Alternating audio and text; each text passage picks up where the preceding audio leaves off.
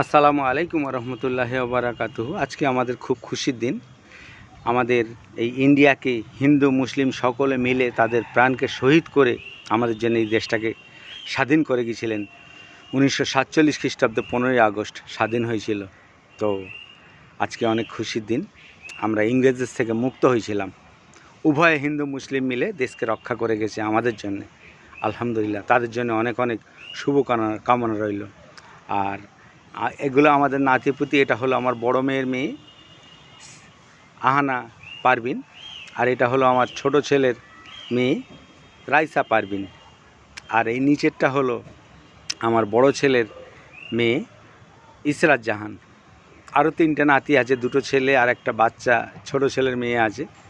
তো এই কটাকে অন্তত সামনে পেয়েছি, এই কটাকে নিয়ে একটা ভিডিও করলাম আপনাদের উদ্দেশ্যে। আপনারা এদের জন্য একটু দোয়া করবেন। सारे जहाँ से अच्छा हिंदुस्तान हमारा, हम बुलबुल है इसकी ये गुलशिदा।